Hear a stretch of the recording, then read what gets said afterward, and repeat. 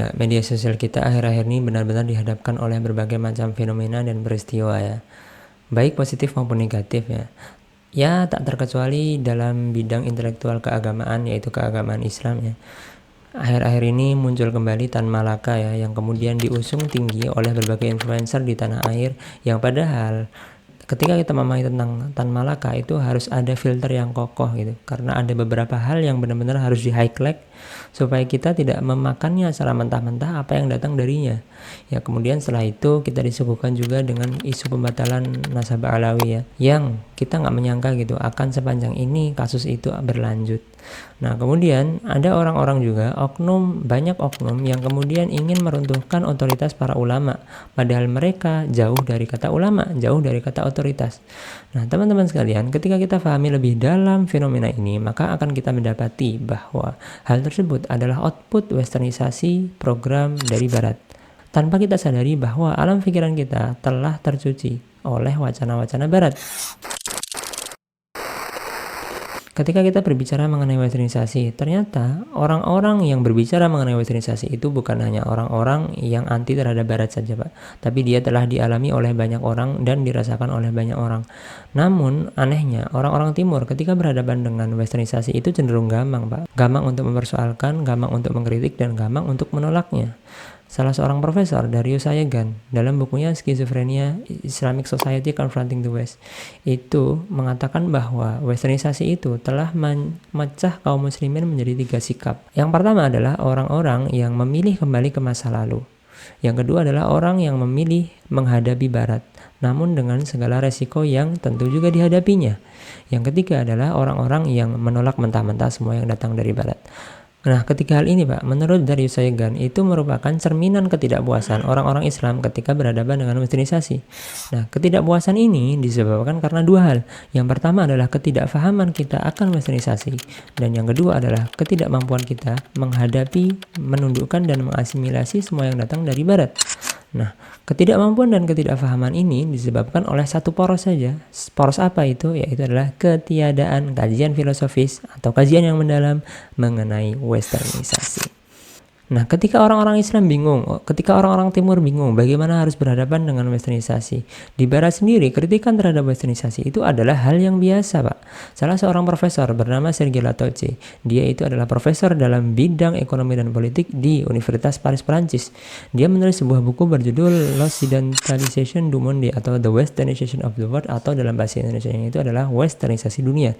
Nah, dia mengatakan, Pak, bahwa ada 3 program utama yang dicanangkan oleh westernisasi atau oleh barat untuk menyeragamkan kultural semua culture yang ada di dunia ini.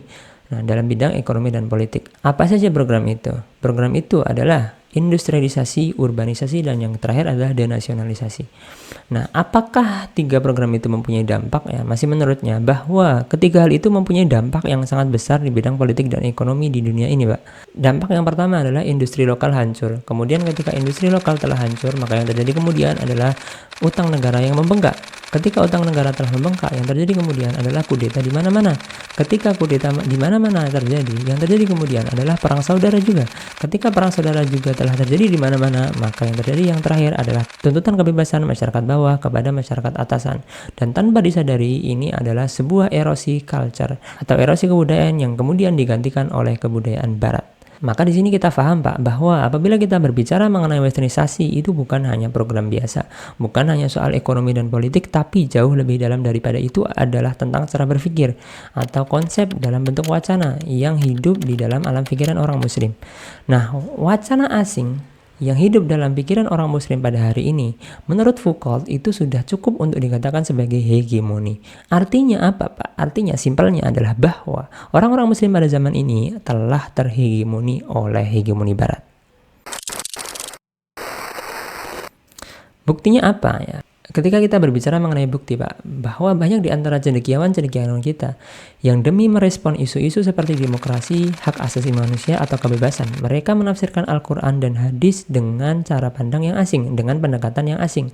Pendekatan seperti humanisme, liberalisme, dekonstruksionisme, dan bahkan yang paling parah adalah relativisme.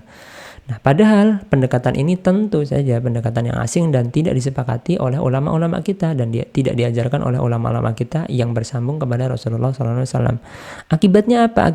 Akibatnya banyak di antara orang-orang kita yang kemudian berani mempersoalkan, mengkritisi dan bahkan mendekonstruksi syariat kita, mendekonstruksi ilmu dalam agama kita beserta metodologi yang dibawanya, Pak. Contoh saja misalnya dalam wacana pluralisme, banyak di antara pemuda-pemuda kita yang mempersoalkan syariat Islam tentang pernikahan dan kemudian mendukung membela mati-matian pernikahan beda agama. Atau serupa dengan itu adalah dalam feminisme dan kesetaraan gender. Mereka juga mempersoalkan syariat Islam dalam masalah pernikahan dan kemudian membela mati-matian nikah sama jenis asal suka sama suka. Nah, dan inilah liberalisme mengajarkan kepada anak-anak kita memprovokasi supaya anti terhadap institusi agama karena menurutnya otoritas sudah tidak lagi relevan. Orang muslim yang telah terhegemoni ini adalah orang yang menurut Darius Saigan itu adalah orang dalam kelompok kedua. Mereka berani menghadapinya namun ditanggung juga resikonya. Resikonya seperti tadi yang telah kita sebutkan bahwa mereka merubah framework mereka, merubah mindset mereka dan merubah cara pandang mereka dari yang semulanya itu adalah Islam menuju framework pemikiran dan mindset orang-orang barat. Ternyata masalah besar hari ini yang sedang kita hadapi bukan hanya tentang westernisasi, karena lebih dari itu, minimnya cendekiawan kita yang berani membongkar dan mengkritisi pemikiran barat secara mendalam dan logis. Nah, inilah kajian ini diperuntukkan seperti yang dikatakan oleh Darius Saigan untuk mengisi kekosongan kajian filosofis, yaitu kajian yang mendalam dan komprehensif mengenai barat. Tapi kita harus jujur juga ya bahwa meskipun kita berbicara mengenai barat, tapi westernisasi dan barat itu hal yang sangat susah untuk didefinisikan secara rigid ya. Karena ketika kita berbicara barat, bukan berarti kemudian kita berbicara tentang letak geografis, tapi lebih dari itu adalah sumbu filosofis. Umat kita sendiri pun ketika berhadapan dengan barat juga tidak satu suara ya, seperti yang tadi saya sampaikan ya. Ada orang-orang yang kemudian setelah susah diajak untuk kritis karena telah terwesternisasi menurut bahasanya Fazlur Rahman, itu mereka ketika menilai Islam itu dengan menggunakan kacamata barat dan ini parah sekali.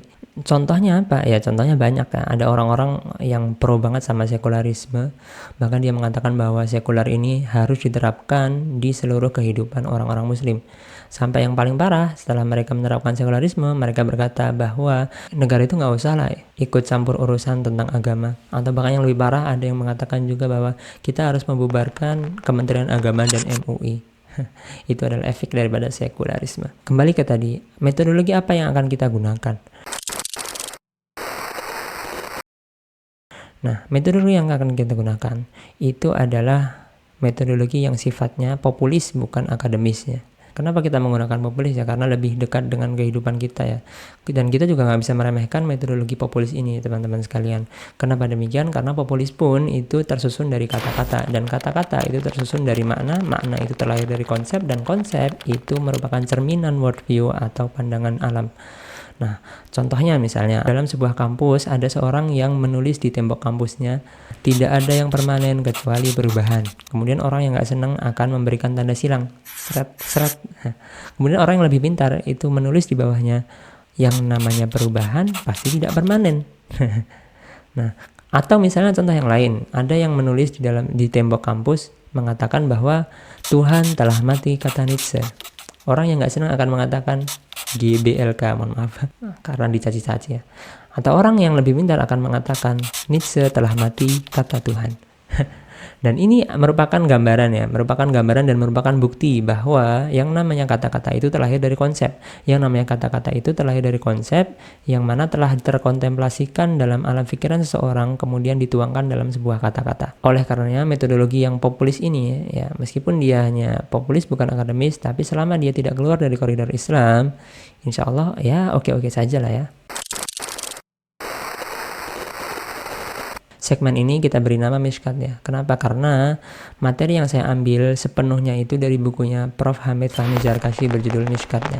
Kenapa beliau mengambil nama Mishkat? Karena Mishkat itu adalah ada dalam Quran surat An-Nur ayat 35. Ya, Imam Al-Qurtubi dan Imam Asy-Syaukani dalam menafsirkan ini adalah lubang yang terhimpun di dalamnya cahaya-cahaya. Ya, bahasa sekarang mah lampu lah ya, atau lentera. Nah, Al-Ghazali juga mempunyai kitab bernama Mishkatul Anwar, dengan harapan bahwa kita dapat memberikan penerangan di masa yang rada gelap ini ya, rada gelap ini. Dan begitu juga kita ingin memberikan pembanding pemikiran ya, dan memberikan filter kepada teman-teman sekalian ketika ingin berhadapan dengan hal-hal yang demikian. Itu harus ada banyak hal yang harus digarisbawahi sebelum kita menyelam lebih dalam tentang pemikiran-pemikiran yang terpengaruh oleh westernisasi tersebut.